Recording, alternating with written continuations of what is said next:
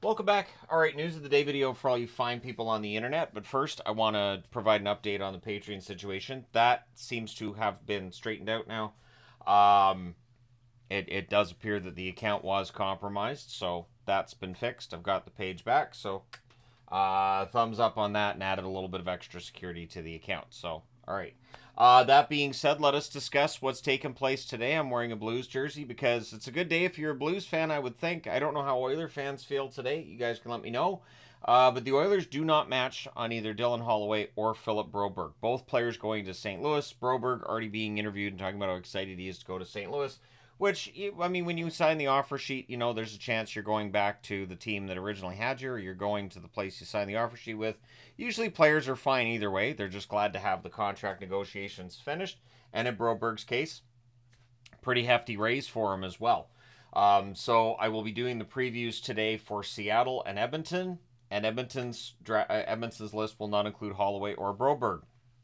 The loss of Holloway for Edmonton, it'll be interesting to see how he does with St. Louis. He's a young player. Broberg's a young player as well. St. Louis is a team that doesn't have a lot of really good young prospects, a lot of good young players coming up. So this helps to fill a void in the organization, as it were. And so we'll see how things turn out there. But let me know your thoughts, what you expect with Broberg or Holloway. And if you're an Oilers fan, how do you feel about the blue line going forward? Now that Broberg's gone, Ceci, of course, traded out in the Emerson deal. The Oilers apparently wanted to have some more flexibility to make moves once the regular season gets started or leading up to the regular season. So they let Holloway and Broberg go in part to facilitate that. The Philadelphia Flyers, we'll see how this turns out. So Ryan Johansen is being waived for contract termination, meaning he won't get paid. So this is a lot of money. He's in the final year. It's an $8 million contract, or $8 million season that's basically being terminated here. Philadelphia is saying it was a material breach. So he did something to breach his contract. Elliot Friedman's reporting that it's something related to the injury.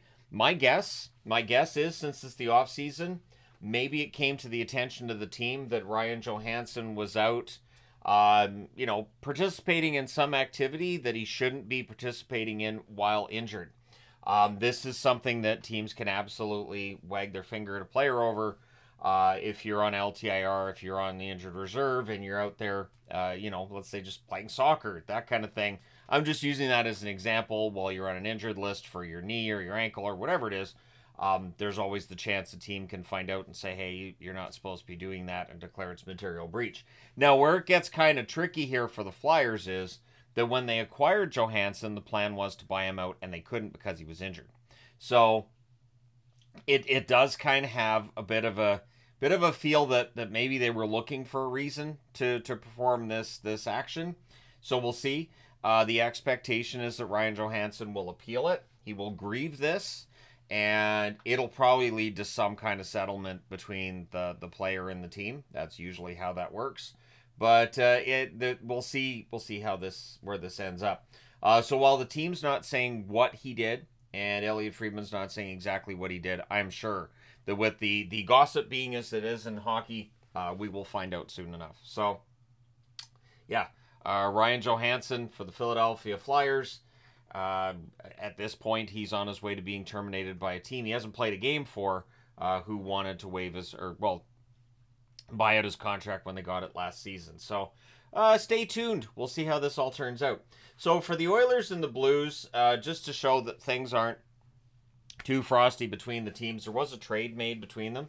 A 2028 third-round pick going to the Oilers, along with defenseman Paul Fisher.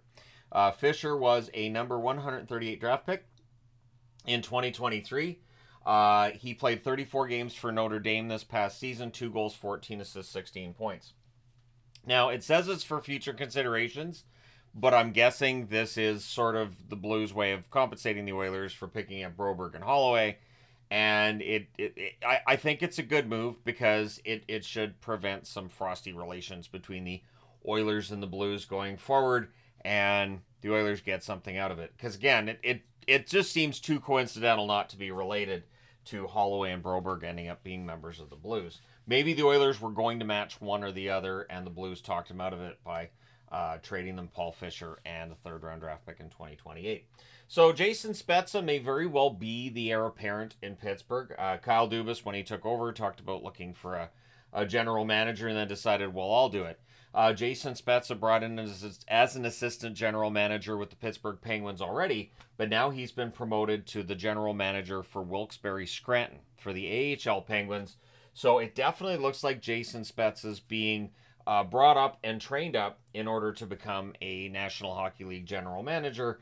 And since Kyle Dubas decided to be a general manager himself, it has felt like it's probably not going to be a long-term thing for Dubas as the GM. So Spezza may very well be on the fast track to becoming a general manager in the National Hockey League. And so we'll see how that goes. But being promoted to AHL GM while remaining assistant general manager for the team, it's definitely how that looks to me.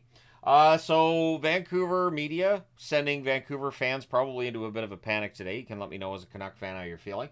One question mark has been Thatcher Demko. So, of course, in the playoffs, Shilovs came up and played pretty well against Edmonton. And all things considered, the Vancouver Canucks have very, very difficult out, even though they didn't have Thatcher Demko. The hope has been Demko would be back for the start of the regular season, but the team's very quiet.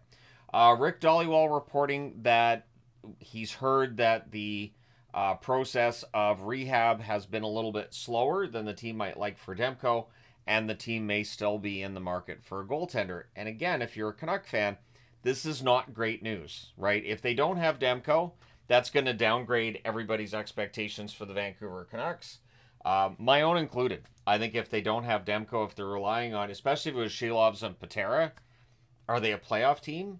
And I say that because Demko is just one of the best goaltenders in the National Hockey League. And while I liked what Shilovs did in the playoffs, it's completely different than an 82-game grind. And apparently there's some debate in the Vancouver organization about whether they want Shilovs to be the backup this year, if he's better off being a starter at the AHL level. But, yeah, so they did try to keep DeSmith just before he went to market. Of course, DeSmith left and went to Dallas. But they want a cheap option in net. Keep in mind that there are still maybe some free agents out there. Maybe Ratta's out there if they want to give him a tryout. So maybe that's where they look right now. But for Vancouver, if they do not have Demko, that's really going to severely impact their season upcoming. It's going to mean they're going to have to score a lot of goals. Ton of goals. And again, I'm not saying that as an insult to Shilovs. I like the goaltender. But the Vancouver Canucks without Demko, it's not the same. So, let me know your thoughts. The big item for today, obviously, is the St. Louis Blues getting Holloway and Broberg. Clearly, these players are going to get a chance to succeed in St. Louis. We'll probably get more ice time with the Blues than they would have got in Edmonton. But let me know your thoughts, both Blues fans who get the two players and Oilers fans who lose the two players. Hit like and subscribe in the event you've not done so already. Thank you guys so much for all your support as always. I will talk to you again soon.